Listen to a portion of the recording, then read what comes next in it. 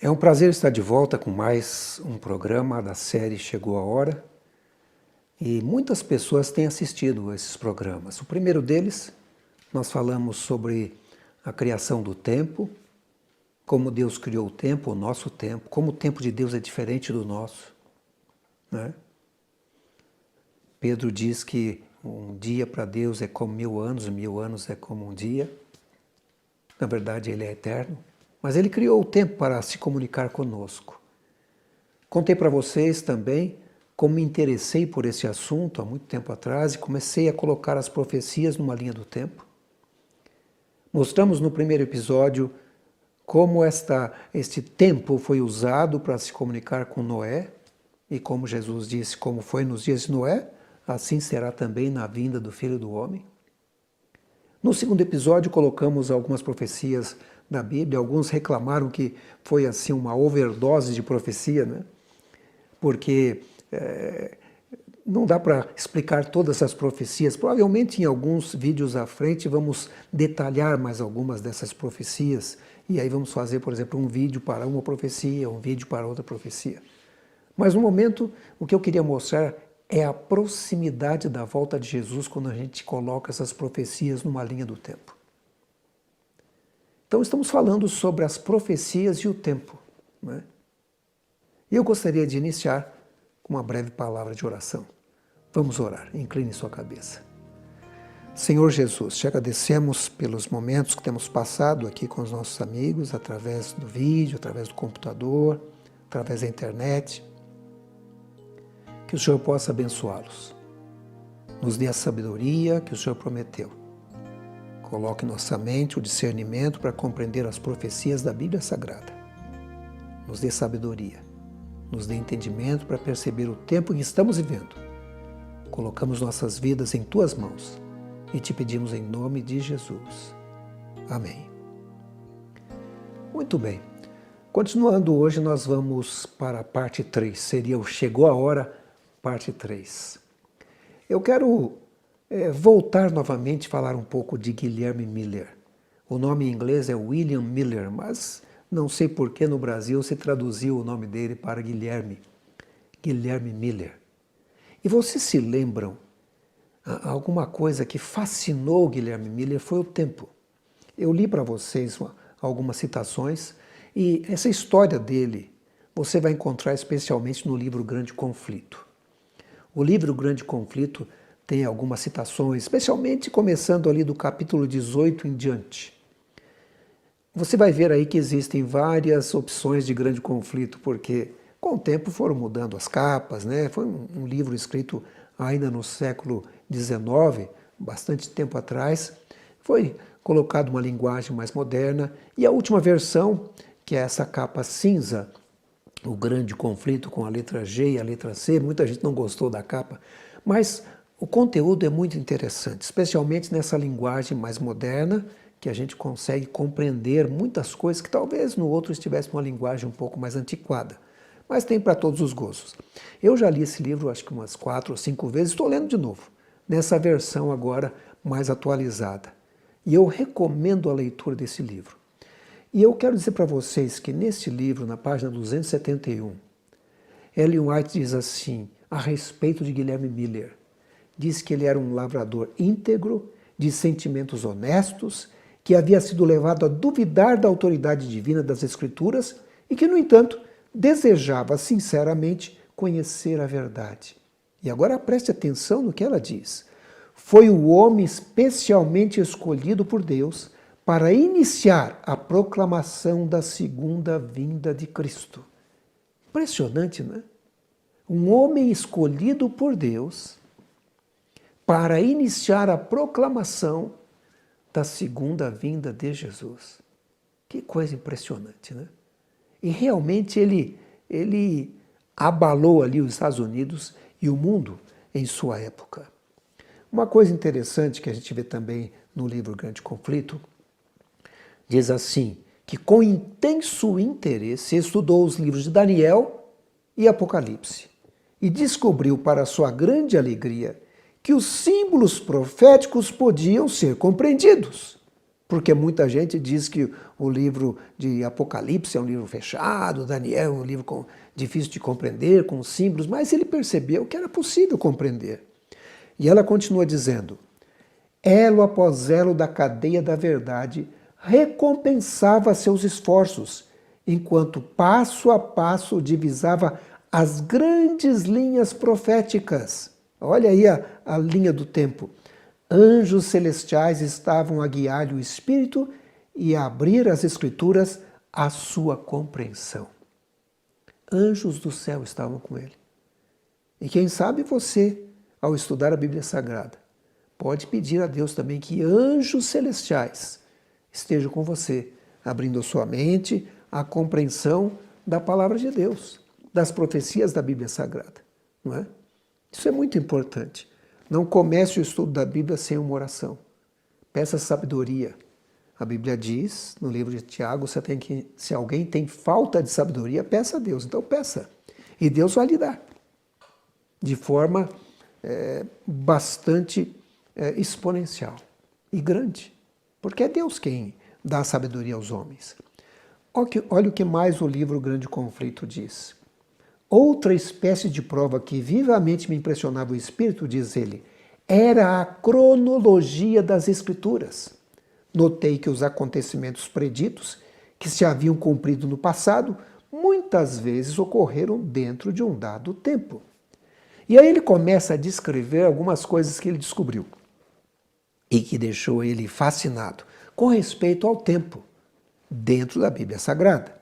Por exemplo, na página 323 do livro Grande Conflito, os 120 anos do dilúvio, em Gênesis 6, verso 3, os 7 dias que o deviam preceder com 40 dias de chuva predita, em Gênesis 7, verso 4, os 400 anos da permanência temporária da semente de Abraão, em Gênesis 15, verso 13, os 3 dias do sonho do copeiro Mor e do padeiro Mor, em Gênesis 40, 12 a 20, os 7 anos de Faraó, em Gênesis 41, 28 a 54, os 40 anos no deserto, de Números 14 e 34, os 3 anos e meio de fome, de 1 Reis 17, verso 1, o cativeiro de 70 anos, de Jeremias 25, 11, os 7 tempos de Nabucodonosor, em Daniel 4, 13 e 16, e as 7 semanas, 62 semanas, e a semana, perfazendo 70 semanas determinadas aos judeus, em Daniel 9, 24 a 27.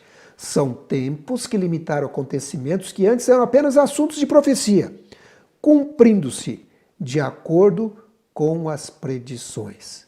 Ele ficou fascinado com isso. Apenas a gente percebe que Deus se comunica através do tempo com o homem. E ele percebeu isso. E você também, ao ler a Bíblia, vai perceber isso. Quando eu leio a minha Bíblia, e cada ano eu leio uma Bíblia diferente, tem ano que eu termino antes do final do ano e começo já outra. Às vezes, como eu gosto muito de uma determinada tradução, eu leio mais de uma vez. Então, ele foi percebendo que havia itens de tempo na Bíblia. Deus se comunicando com o ser humano através do tempo. O tempo é importante, porque Deus usa o tempo. Se Deus usa o tempo, é porque o tempo é importante. Ele criou o tempo lá no início, quando criou a semana, os primeiros 7 dias, depois criou o sol, a lua e as estrelas, e a própria Bíblia diz que esses astros determinam os meses, os anos, as estações do ano, não é verdade? E assim a gente consegue medir o tempo, e é o que tem acontecido. Bom, Ellen White continua dizendo o seguinte em seu livro Grande Conflito a respeito da história de Guilherme Miller. Em seu estudo da Bíblia, Miller encontrou vários períodos cronológicos que, segundo a sua compreensão, estendiam-se até a segunda vinda de Cristo. Ou seja, ele percebeu que havia uma linha de tempo que começava lá no passado e vinha se estendendo até a segunda vinda de Jesus. E diz mais, concluiu que eram tempos previamente estabelecidos, de acordo com Atos 17, 26, que Deus revelou aos seus servos. E aí ele diz, o Senhor declarou pelo profeta Amós que não fará coisa alguma sem primeiro revelar o seu segredo aos seus servos, os profetas. Isso está em Amós capítulo 3, verso 7. Assim, os que estudam a palavra de Deus podem confiantemente esperar que encontrarão nas Escrituras da verdade claramente indicado o acontecimento mais extraordinário que ocorrerá na história da humanidade. Olha, que coisa impressionante. Ele foi descobrindo, ele descobriu uma linha do tempo. E quando ele começou a colocar essas profecias nessa linha do tempo, uma pergunta veio na mente dele. Quando ocorrerá a volta de Jesus? Será que essas profecias indicam o tempo da vinda de Jesus? Ou a proximidade da segunda vinda de Jesus? E ele começou a estudar então essas profecias, tendo isso em mente. Na verdade, uma das profecias que ele estudou, a longa profecia de 2.300 anos, Daniel 8 e 9, onde existe um período determinado para os judeus, que terminou no ano 34.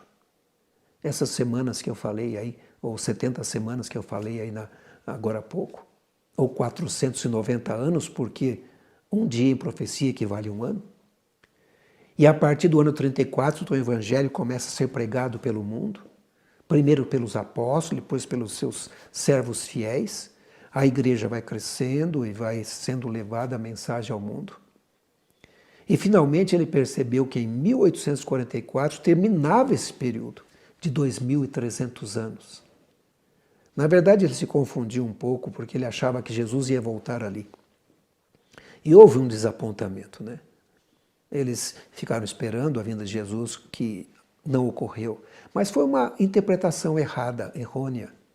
A partir dali começou o julgamento, ou juízo investigativo. E ele vem vindo, né? E Ellen White diz que quando Cristo, ou quando se encerrar o juízo de investigação, Cristo virá, e o seu galardão estará com ele para dar a cada um segundo a sua obra. Nós estamos já há muitos anos, há mais de um século, né? Aguardando a segunda vinda de Jesus, e o julgamento vem vindo. Em algum momento esse julgamento vai terminar. E nós estamos muito próximos da segunda vinda de Jesus. Eu gostaria de interromper um pouco e mostrar a vocês aqui um vídeo. Esse vídeo conta um pouquinho a história da Igreja Adventista no passado. Foi preparado em 2013, quando a Igreja Adventista do Sétimo Dia completou 150 anos. Ele está disponível no YouTube. Aqui está apenas uma parte, mas provavelmente vou disponibilizá-lo também aqui no canal para que fique fácil das pessoas encontrarem. Embora seja um vídeo que já tem quase 10 anos, ele mostra a história da igreja no seu passado e a sua missão. Mas eu quero destacar especialmente o início, o período de Guilherme Miller e o período do início de Ellen White. Preste atenção.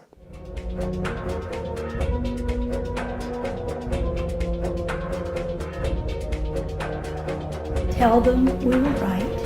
Tell them he really is coming. We just have to be patient and wait for him. Sempre houve um interesse muito grande no estudo das profecias por alguns indivíduos, mas não era algo tão generalizado. Quando pensamos em Adventista, pensamos em Miller, que começou a pregar sobre a volta de Jesus no ano de 1871. He had done what the Lord wanted him to do. You know what that was? To preach the message that was in the book of Daniel, that was closed until the time of the end, and now that we're in the time of the end, so the Lord revealed to this servant of God.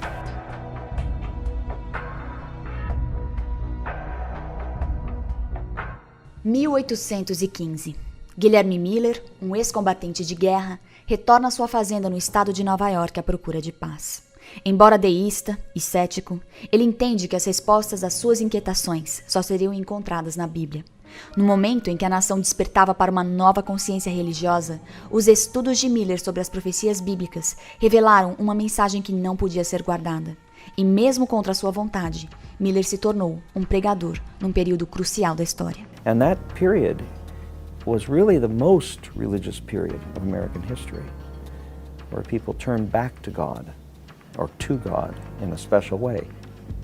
And it's interesting that that's the context of the Millerite movement, because William Miller becomes a second Great Awakening preacher but with a kind of unique message.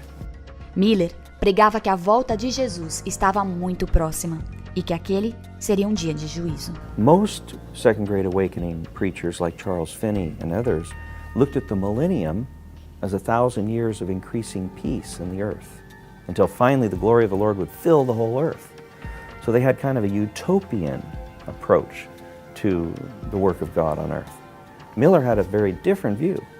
He said Jesus is soon to come. There's nothing we can do to make the earth the glory of God. We're looking for the soon second coming of Jesus, when he will appear in glory, and then he will destroy the earth and make a new earth, new heavens and new earth. So this is a radically different view. É interessante que esse movimento, como eu mencionei, é interdenominacional. Pessoas de muitas denominações diferentes se uniram a ele, e ele não era uma igreja. Então você continuava sendo membro da sua igreja e aderiu a esse movimento. Do ano de 1831 até o 1839, Miller estava pregando só em pequenas cidades, pequenas igrejas, até que ele foi convidado a pregar em Boston, no ano de 1839. Quando ele estava pregando lá, ele encontrou com um senhor chamado Josué Himes. E aquele homem pergunta para Miller, por que você prega só em cidade pequena, só em igreja pequena? Ele diz, eu prego onde sou convidado. E ele pergunta para Miller, posso eu te ajudar a fazer esse trabalho melhor? E Miller, sim, você pode. E esse Josué Himes começou a pegar os sermões de Miller e começou a espalhar e convidar Miller para ir para grandes cidades, grandes igrejas. I've done some estimates, and Miller and the Millerite movement, proclamation of the soon coming of Jesus, saturated New England and New York. Miller himself probably spoke, at least based on his recollections, to maybe 1 in 20 of the Americans living in New England and New York himself. Nos próximos 4 ou 5 anos, eles espalham perto de 8 milhões de literatura. E pensar que naquele tempo nós tínhamos por volta de 20 milhões de pessoas vivendo aqui na América. O equivalente para 2 peças de literatura para cada casa na América do Norte. E os cálculos são entre 50 a 100 mil adeptos formais, porque não havia um registro de membros ali. Mas Cross, no seu livro The Burned Over District, ele menciona que além desse grupo, haviam cerca de 1 milhão de céticos expectantes. Em 22 de outubro de 1844, todos aqueles que acreditaram na pregação de Guilherme Miller estavam certos de que não só veriam Jesus voltando, mas que iriam com ele para o céu. Alguns deles venderam o que tinham, outros abandonaram seus negócios e alguns se reuniram, esperando aquele que estava por vir. Eles aguardaram até o último segundo daquele dia, mas Jesus não veio. E a esperança se converteu em desapontamento. Em meio à tristeza, à dor e à dúvida, alguns deles se voltaram para a Bíblia à procura de respostas. Some people just said, I've never believed it anyway. And they went back to whatever they'd been doing before. Some people continued to set new dates. Well, they were just disappointed again. Some people, maybe as many as 50, went back to their Bibles and dug and studied and find out the real truth that Jesus' work in heaven took on a new phase in preparation for coming. Some people asked William Miller what had happened. Well, he didn't know. But he said, I have set my mind on another time, and there I intend to stand until he comes, and that is today, and today, and today, until he comes. Guilherme Miller viveu convicto de que não aguardaria o retorno de Cristo de um lugar como este. Mesmo em seus últimos dias, já muito doente e quase cego, ele não perdeu de vista a esperança de ver o seu Senhor. Mas Guilherme Miller foi sepultado em dezembro de 1849 neste cemitério em Lowhampton, Nova York. E a profetisa Ellen White disse que anjos guardam a sepultura de Guilherme Miller e que finalmente ele verá Jesus voltando daqui, quando a última trombeta soar. Como Miller, muitos morreram acreditando nessa esperança. Mas a mensagem da breve volta de Jesus permanece viva.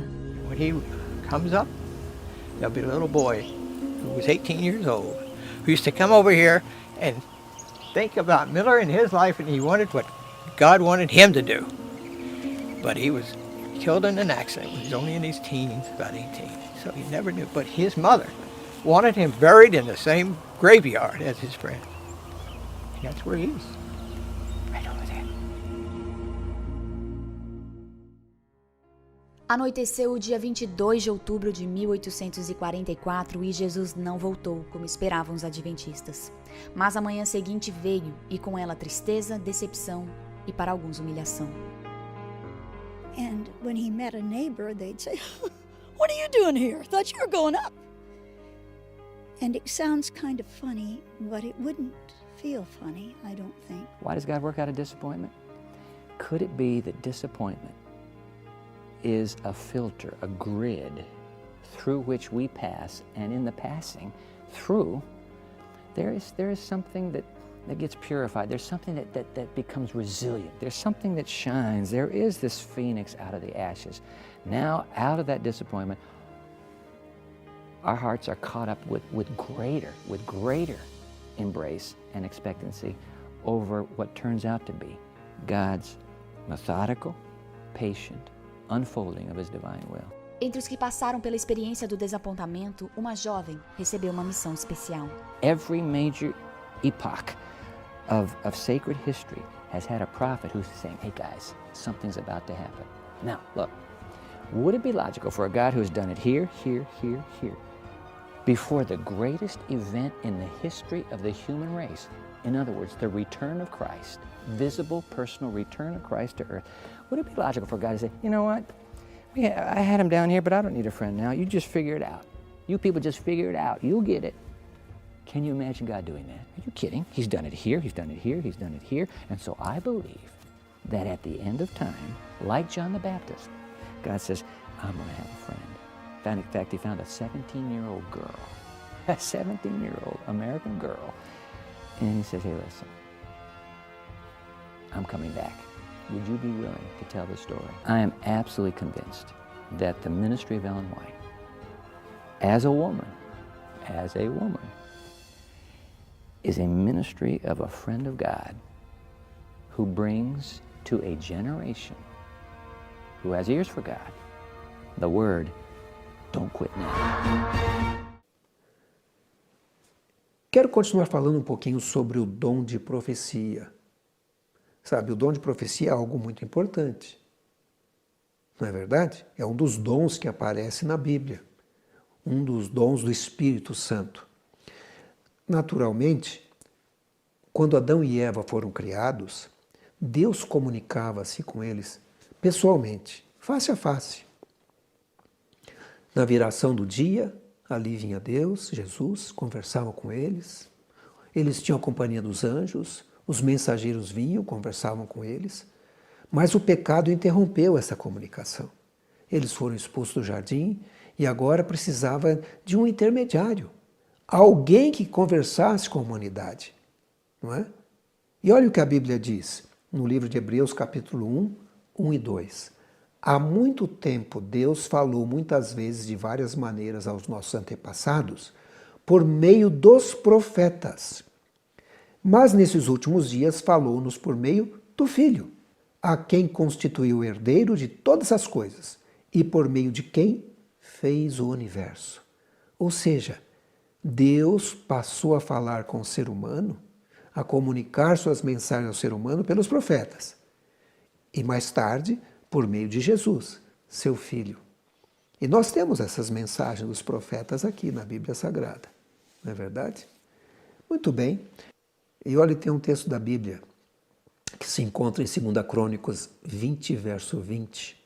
Diz assim, tenham fé no Senhor, o seu Deus, e vocês serão sustentados. Tenham fé nos profetas dele e vocês terão a vitória. Eu acho interessante, na versão mais tradicional, que diz assim, crede no Senhor vosso Deus, estareis seguros. Crede nos seus profetas e prosperareis. Para mim, aqui está o segredo da segurança. Muita gente se sente insegura nesses dias. Está aqui. Crede em Deus. Muita gente está procurando a prosperidade. Está aqui. Crede nos seus profetas e prosperareis. Não é verdade? E, obviamente, Deus se comunica com o ser humano através dos profetas.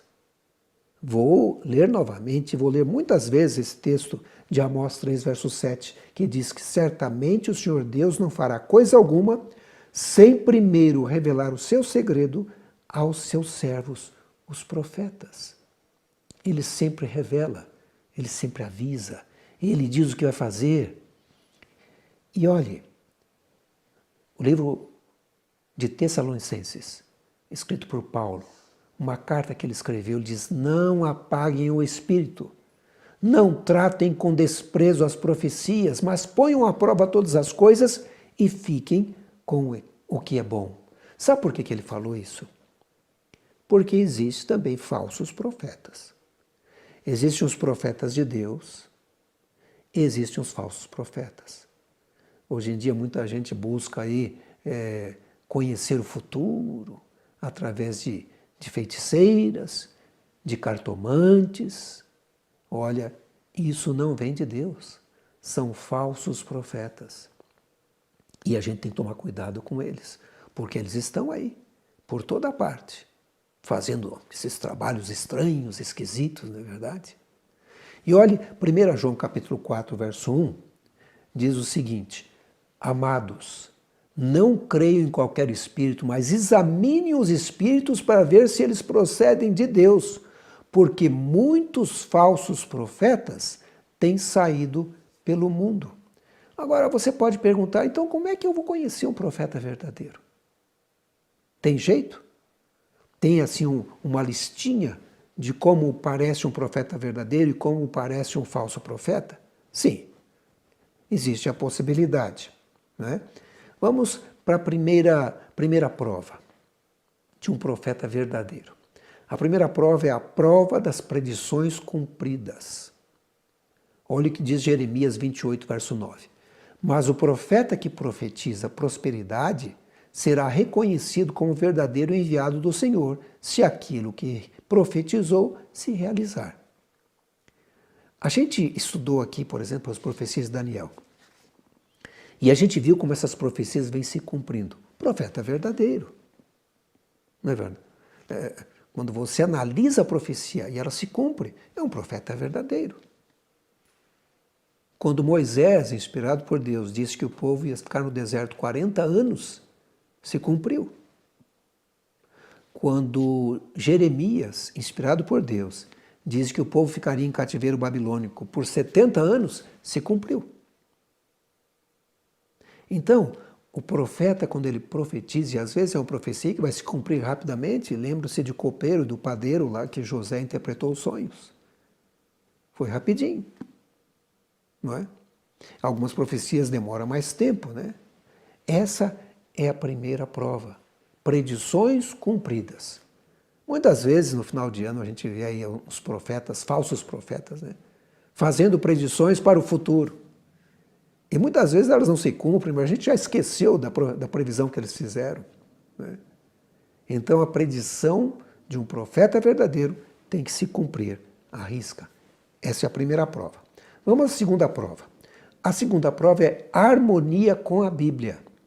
Sim, a profecia do profeta tem em harmonia com a Bíblia. Por exemplo, a Bíblia diz uma coisa, diz vermelho, e ele vem e profetiza azul. Não, tem alguma coisa errada com esse profeta. Ou a profecia diz 7 e ele diz 8, não, tem alguma coisa errada, né? Então vejam, a Bíblia é o parâmetro, a lei é o parâmetro. Olha o que diz Isaías 8, verso 20. A lei e ao testemunho, se eles não falarem dessa maneira, jamais verão a alva. A lei e ao testemunho. O que vem a ser isso aí? Bom, a lei no hebraico é conhecida como a Torá, e o termo bíblico usual para os escritos inspirados de Moisés, lá, que aparece lá nos primeiros 5 livros da Bíblia, em Deuteronômio 4, 44, 45, 31, verso 9, eles chamam aquele compilado de lei, né? E o testemunho se refere ao testemunho dos profetas, de acordo com 2 Crônicos 23, 11 e João 3, 32. Em outras palavras, o que o profeta diz deve se harmonizar com o que já revelou. Aliás, você tem que pegar e fazer um paralelo na Bíblia, porque a Bíblia levou tanto tempo para ser escrita, né? O período foi longo, cerca de 1.500 anos, mas vejam que a Bíblia não se contradiz. Você lê Gênesis e vai lendo o livro de Salmos, ou vai lendo os Evangelhos, ou lê o Apocalipse, e eles se harmonizam. Um profeta não contradiz o outro. E isso é muito importante. Esse livro, Mensageiro do Senhor, traz algumas orientações de como você reconhecer o verdadeiro profeta. Eu recomendo esse livro, Mensageiro do Senhor. É um livro um pouco grosso, um pouco denso. E ele diz assim na página 30 e 31. Embora profetas posteriores possam revelar pensamentos adicionais com respeito ao plano da salvação, eles não entrarão em contradição com o que Deus disse antes. A imutabilidade de Deus, Malaquias 4, verso 6, se confirma em suas revelações à humanidade. A Bíblia não é apenas a verdade inspirada, é também a norma decisiva de qualquer pretensão à inspiração. Então veja, a Bíblia é a norma. Se é um profeta que não usa a Bíblia, tem alguma coisa errada. Se ele usa cartas de tarô, tem alguma coisa errada. Se ele usa ali matar algum animal e olhar, observar o sangue ou as entranhas do animal, tem alguma coisa errada. Não é assim que Deus age. Se ele olha para os astros e fala, está em tal posição, e isso e aquilo, tem alguma coisa errada. Né? Não é assim que Deus age. A norma de Deus é a sua palavra, a Bíblia Sagrada. Né? Agora vamos ver a prova número 3. Prova dos frutos. E a prova dos frutos nós vamos encontrar em Mateus 7, 15 a 20. Eu vou ler só um trechinho onde diz assim: assim pelos seus frutos vocês o reconhecerão. Ou seja, veja, um profeta, ele faz uma profecia, mas ele é um assassino. Tem alguma coisa errada com ele. Não é verdade? Olha, o sujeito é profeta, mas ele é um sujeito péssimo com a família. Tem alguma coisa errada com esse profeta. Não é? É um profeta de Deus, mas fala coisas do diabo. Não faz sentido. Prova dos frutos é muito importante. Muito importante. Pelos seus frutos vocês os reconhecerão. Está lá em Mateus capítulo 7, 15 a 20. Jesus falando. E aí vem a prova número 4. Testemunho inequívoco da natureza divina humana de Jesus Cristo. Bom, veja o que diz 1 João capítulo 4, 1 a 3. Diz assim: amados, não creio em qualquer espírito, mas examine os espíritos, para ver se eles procedem de Deus, porque muitos falsos profetas têm saído pelo mundo. Vocês podem reconhecer o Espírito de Deus deste modo. Todo espírito que confessa que Jesus Cristo veio em carne procede de Deus. Mas todo espírito que não confessa Jesus não procede de Deus. Este é o espírito do anticristo, acerca do qual vocês ouviram que está vindo, e agora já está no mundo. Ou seja, testemunho inequívoco da natureza divina humana de Jesus Cristo. Crer que Jesus Cristo veio a essa terra, se encarnou e esteve entre nós, aqui viveu, ressuscitou e foi para o céu. Isso é muito importante. Porque tem alguns profetas que nem creem em Deus, nem creem em Cristo. Creem em espíritos, creem numa coisa superior, mas não creem em Jesus. Creem em algum homem que veio e diz, não, esse é o verdadeiro profeta, mas não creem em Jesus. Ou diz, não, Jesus foi um mestre, uma pessoa muito inteligente, mas não era Deus. Tem alguma coisa errada com esse profeta. Essa é uma prova importante também. Diz mais o livro Mensageira do Senhor. Toda a verdade sobre a razão da vinda de Jesus, a razão por que ele se tornou nosso Salvador e exemplo, porque morreu e agora oficia como nosso sumo sacerdote, tudo isso está envolvido na prova de um profeta verdadeiro. Então veja, a vida de Jesus completa, o que ele fez, é importante para reconhecer esse profeta. Agora, existem algumas manifestações físicas que aparecem na vida do profeta. E nem sempre acontece todas.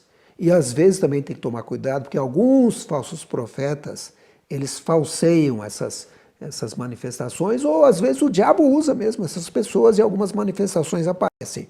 Primeiro, analisando os profetas da Bíblia especialmente, diz assim: os profetas têm consciência de que uma pessoa sobrenatural com eles se comunica e eles sentem um senso de indignidade, porque eles estão na presença de Deus. Lembram-se de alguns profetas que diziam assim: eu vi o Senhor, eu vou morrer, né? Ai de mim, porque eu tenho os lábios impuros, eu vou morrer agora. Esse foi Isaías, né? O apóstolo Paulo dizendo: miserável homem que eu sou. Depois nós temos o item 2, os profetas frequentemente perdem as forças. Lembra de Daniel? Ele cai, o anjo segura ele, levanta e fala assim: olha, obrigado, Senhor, porque você me fortaleceu. Quando ele me tocou, me senti fortalecido. Né? O item 3, os profetas às vezes caem por terra em profundo sono. Número 4, os profetas ouvem e veem acontecimentos em lugares remotos, como se estivessem realmente presentes. Vão em visão para algum lugar. O próprio apóstolo Paulo diz que ele foi levado, ele não sabe se no corpo ou fora do corpo, a um lugar que ele viu coisas que era até indigno de contar, e ele não conta. E deixou a gente curioso. Gostaria de saber o que foi que ele viu lá. Mas João, por exemplo, viu. Foi levado em visão e ele diz: eu vi lá o santuário aberto, né?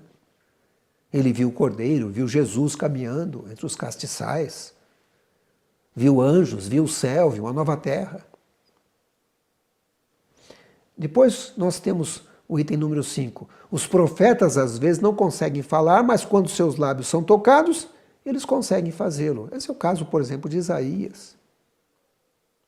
O pai de João Batista ficou mudo por um tempo, lembra-se? Pois é. Depois nós temos o item 6. Os profetas muitas vezes não respiram. Lembram-se do profeta dizendo: não restou fôlego em mim? Não respirava. Mas estava vivo, porque Deus preservava a vida, né? Deus é o doador da vida. Item 7. Os profetas não têm consciência do que acontece ao seu redor, ainda que tenham os olhos abertos.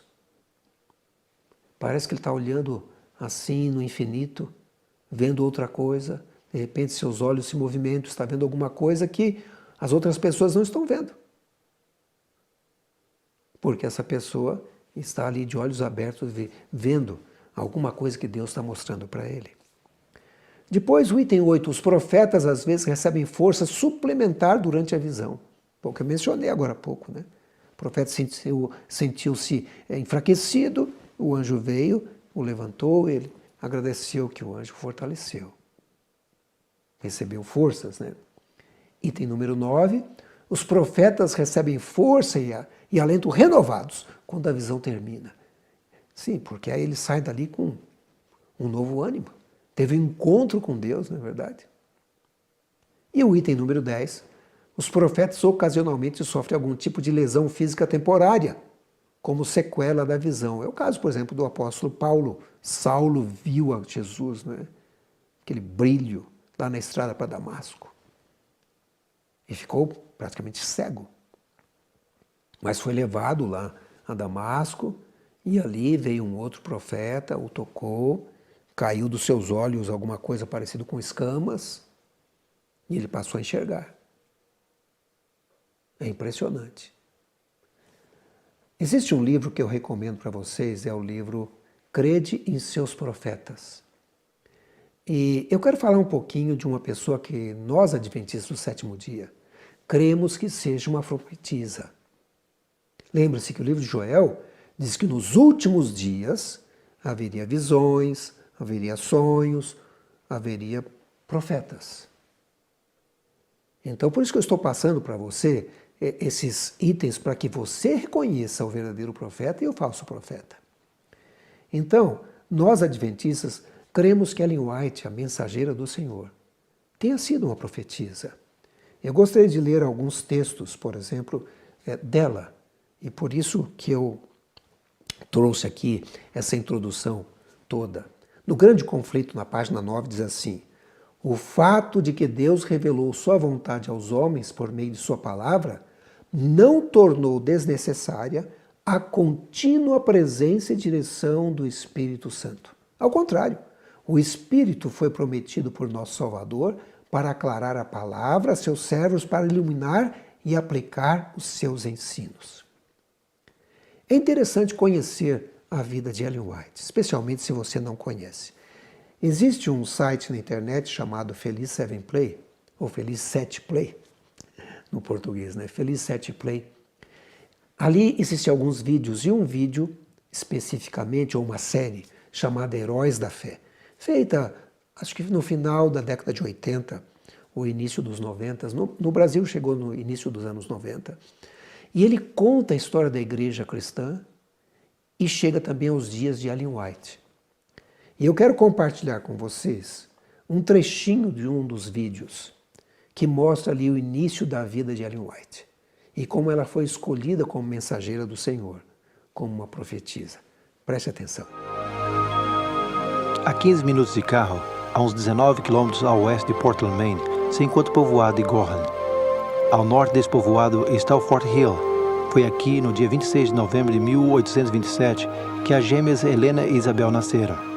Seus pais, Roberto e Eunice Harmon. Os Harmons eram metodistas devotos, com 8 filhos para cuidar. Embora sua casa não exista, esse sinal indica sua posição aproximada.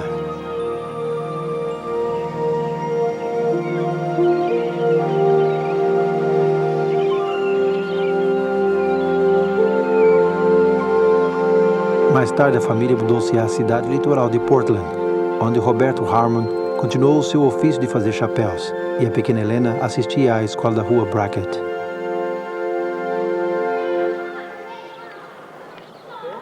Mas aos 9 anos, a sua vida se transformaria dramaticamente em mãos de uma invejosa menina da escola. Helena, você é uma mentirosa. Você vai pagar por isso. Helena!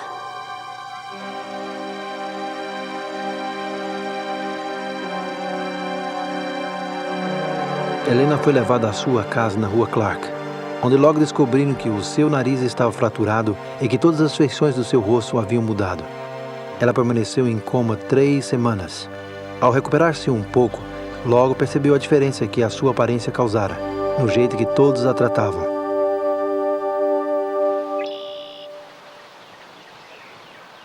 Helena Harmon tentou voltar à escola várias vezes, mas os resultados do acidente quase a impossibilitaram de estudar e reter o que aprendia. Sua mão tremia tanto que não podia melhorar a caligrafia e, finalmente, com grande relutância, ela abandonou todo o esforço para receber uma educação formal. Em março de 1840, Guilherme Miller veio para Portland e apresentou uma série de conferências sobre a segunda vinda de Cristo, na igreja que uma vez esteve nesse lugar, na rua Casco. A família Harmon assistiu às reuniões e Helena mais tarde escreveu sobre Miller. Ele explicava as profecias com uma precisão convincente e mantinha o público como que encantado. Helena Harmon muitas vezes disse que o ano de 1844 foi o mais feliz de sua vida, mas com dezenas de milhares de outros, a família Harmon sofreu um amargo desapontamento quando Jesus não veio no dia 22 de outubro.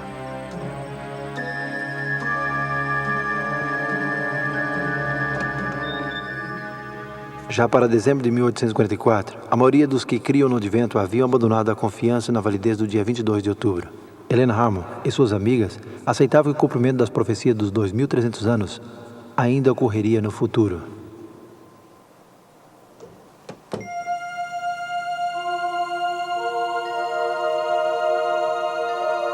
Foi nesse mesmo mês que Helena recebeu algumas das quase 2.000 visões e sonhos proféticos que Deus lhe daria nos próximos 70 anos.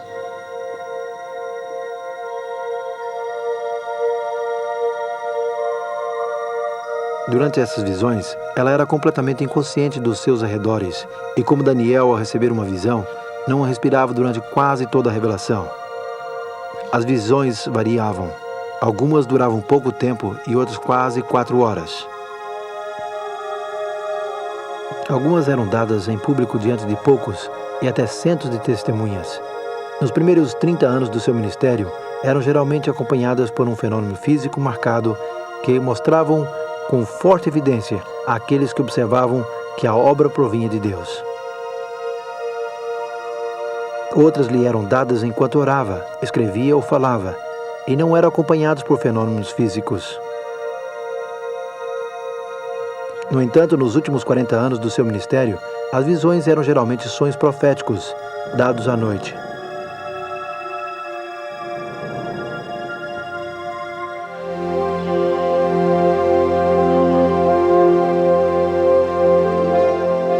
Helena Goldwhite, esposa, mãe, escritora e mensageira de Deus. Escolhida apesar de ser a mais fraca entre os fracos, chegou a ser uma forte torre para um povo chamado por Deus nos últimos dias da história deste mundo, a Igreja Adventista do Sétimo Dia. Esse vídeo mostra um pouco da vida de Ellen White. Ele completo é um pouco mais longo. Existem praticamente, creio que 4 vídeos que contam alguma coisa sobre Ellen White e sua vida. Eu vou colocar alguns desses vídeos ao longo do tempo aqui para que vocês possam assistir também em nossa plataforma do YouTube, embora ele já esteja disponível em alguns lugares, especialmente no 7play. É importante assistir todo o vídeo. Mas olhe, o que aconteceu com Ellen White, ela viveu até 1915, esse é o ano da sua morte. E diz que em 1915, ano de sua morte, sua produção literária totalizava cerca de 100 mil páginas. 24 livros já haviam sido publicados, 2 outros manuscritos prontos para serem publicados, 5 mil artigos em revistas e publicações da igreja, mais de 200 folhetos e panfletos, aproximadamente 35 mil páginas datilografadas de documentos manuscritos e cartas, 2.000 cartas escritas à mão e material de seu diário, que quando foram datilografados totalizavam outras 15 mil páginas datilografadas. Sabe, lá nos Estados Unidos, próximo ali a Washington, existe a sede do que a gente chama de White State, onde todos os manuscritos estão ali. Os seus livros, os primeiros livros impressos, algumas recordações, o púlpito de onde ela pregou, uma réplica da Bíblia que ela segurou.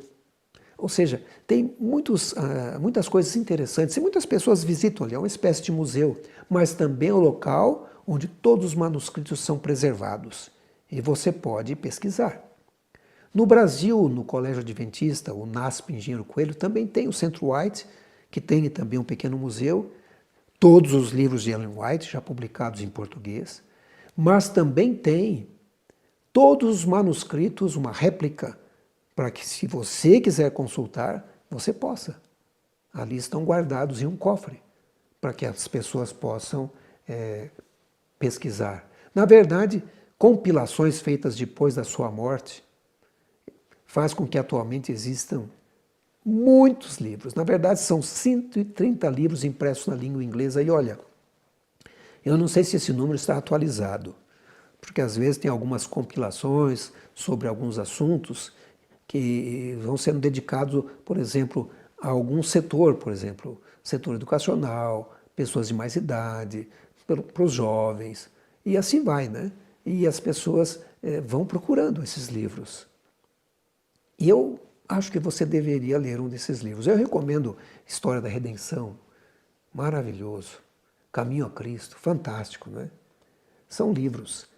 O Senhor transmitiu conselhos e assuntos a Ellen White, como saúde, educação, vida familiar, temperança, evangelismo, ministério de publicações, dieta adequada, obra médica, tantas áreas. E vocês viram no vídeo, era uma menina que sofreu um acidente. Como é que ela teve esse conhecimento todo para escrever esses livros? Algumas coisas que ela escreveu só foram descobertas anos mais tarde, provando que ela foi inspirada. Eu recomendo aqui alguns livros, Primeiros Escritos, Patriarcas e Profetas, Profetas e Reis, O Desejado das Nações, Atos dos Apóstolos, O Grande Conflito, O Maior Discurso de Cristo, Parábolas de Jesus, Caminho a Cristo. São tantos livros. E cada vez que você lê, você quer ler mais. Porque são livros impressionantes. Marcarão a sua vida.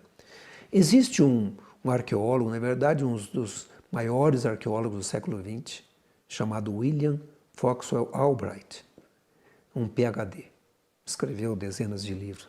Mas tem um livro que ele escreveu chamado Da Idade da Pedra ao Cristianismo, From the Stone Age to Christianity. E o Dr. Albright citou a Sra. White como um dos 5 indivíduos a quem ele considerava como sendo autênticos profetas durante os últimos 250 anos. Olha só que impressionante. Após conhecer a obra de Ellen White, ele percebeu que as provas se encaixavam diretamente para ela. Ela era uma profeta verdadeira, uma profetisa verdadeira, né? E olha, falando já no fim da vida dela, perto de 1915, quando ela faleceu, pelo fim da vida, a serva do Senhor, com quase 82 anos de idade, assistiu à sessão da Associação Geral de 1909. A Associação Geral é uma reunião que os adventistas fazem atualmente de 5 em 5 anos. Houve uma interrupção por causa da pandemia, provavelmente teremos uma agora em 2022. E ela assistiu a essa reunião em 1909, realizada em Washington, D.C. Foi a última de que participou. Ela foi à plataforma, no último dia da sessão, para dizer algumas palavras de ânimo e despedida, e então se dirigiu ao público, onde já havia uma Bíblia, abriu o livro e o segurou com as mãos trêmulas devido à idade, e disse: irmãos e irmãs, eu vos recomendo este livro. Sem nenhuma outra palavra, fechou o livro, retirou-se da plataforma.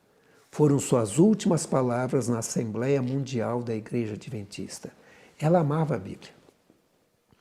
Você, ao ler os seus escritos, vai perceber o conhecimento que essa mulher tinha da Bíblia Sagrada. E ela vai citando os textos bíblicos. E os textos vão tendo uma nova roupagem, uma nova cor. É impressionante. E você pode perguntar qual a autoridade dos textos, dos escritos de Ellen White. Bom, alguém pode dizer, os adventistas do sétimo dia não colocam os escritos de Ellen White no mesmo nível das escrituras. Isso é verdade. Mas então, qual seria a autoridade dos escritos de Ellen White? Vamos tentar responder essa pergunta para vocês aqui. Ellen White mesmo escreveu no livro Mensagens Escolhidas, volume 1, página 27. Não escrevo na revista um artigo que exprima meramente minhas próprias ideias. Elas são o que Deus tem me revelado em visão, os preciosos raios de luz a irradiarem do trono. Elas são o que Deus tem me revelado em visão. Impressionante isso. Ela dizia que ela não escrevia ali em revista, ou artigo, ou depois em livro, as ideias dela. Eram ideias vindas de Deus. Notem outro texto de Ellen White que aparece no Comportor Evangelista. A irmã White não é a originadora desses livros. Eles contêm as instruções que durante a obra de sua vida Deus lhe tem estado a dar. Encerram a preciosa luz confortadora que Deus tem dado graciosamente à sua serva para ser dada ao mundo. A irmã White não é a originadora desses livros. Interessante, impressionante isso. E no livro Crede em Seus Profetas, o escritor diz o seguinte: em tudo isso, Ellen White reivindicava para si própria a mesma inspiração do Espírito Santo que moveu os antigos profetas a escreverem o que chamamos agora a Bíblia. As mensagens eram de Deus. A ela, da mesma maneira que aos antigos escritores bíblicos, veio a palavra do Senhor. Interessante. A ela também veio a palavra do Senhor. Agora, veja o que diz Gerhard Pfaendl. Eu não sei se é assim que pronuncia o nome dele. Ele escreveu um artigo chamado Autoridade de Ellen White, dos escritos de Ellen White. E isso é o que pensa a Igreja Adventista do Sétimo Dia. Ele diz assim: as Escrituras são a mensagem de Deus para todo o tempo e todas as pessoas. É a vara de medir, a medida padrão pela qual tudo deve ser auferido. É a diretriz suprema para todos os cristãos. Agora, os escritos de Ellen White, por outro lado, são mensagens de Deus para um povo em particular, sua igreja remanescente, em um momento particular da história, o tempo do fim, nosso tempo. Seus escritos não são uma norma nova ou adicional de doutrina, mas uma ajuda para a igreja no tempo do fim. Por isso, os seus escritos têm uma finalidade diferente da Escritura. Eles são a luz menor para guiar a luz maior. Veja, esses livros que ela escreveu têm uma mensagem para o tempo do fim. Eles são uma luz menor para guiar para a luz maior, a Bíblia Sagrada. Esse é o objetivo dos escritos de Ellen White. Olha, os adventistas, eles rejeitam a ideia de que existem graus de inspiração. Não existe, por exemplo, existem algumas Bíblias, as Bíblias católicas, por exemplo, têm uns livros que a gente chama de apócrifos. Seria assim com um grau menor de inspiração. Já os adventistas não aceitam isso. Os adventistas do sétimo dia rejeitam a ideia de que existam graus de inspiração. Eles creem que Ellen White foi a mensageira de Deus e que foi inspirada, assim como os profetas do Antigo e do Novo Testamento. Portanto, se Ellen White foi inspirada, como os profetas do Antigo e Novo Testamentos, que autoridade deve ter seus escritos? A resposta só pode ser: eles têm a mesma autoridade que os escritos dos profetas não canônicos tiveram para o seu tempo. Vocês se lembram que existem alguns profetas que não têm livros escritos na Bíblia, mas eram profetas. Receberam a mensagem de Deus, embora os livros não estão na Bíblia Sagrada. São mencionados muitas vezes. No livro Testemunhos para a Igreja, volume 4, página 229, diz assim: ou Deus está ensinando sua igreja, reprovando seus erros e fortalecendo a sua fé, ou não está. Esta obra ou é de Deus ou não é. Deus não faz nada em parceria com Satanás. Meu trabalho, ao longo dos últimos 30 anos, traz o selo de Deus ou do inimigo. Não há meio termo nessa questão. Os testemunhos são do Espírito de Deus ou do diabo. Ela está aqui questionando as pessoas. Leiam o que eu escrevi e fazem um balanço. Veem se isso provém de Deus ou provém do diabo. O próprio Jesus foi acusado de pertencer ao reino de Beelzebu. Mas leiam. Eu acho que você deve provar por si mesmo.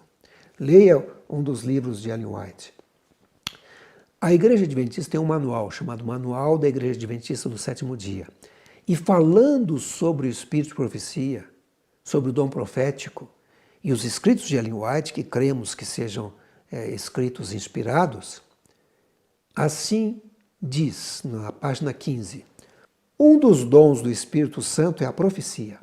Este dom é um sinal identificador da igreja remanescente e foi manifestado no ministério de Ellen G. White.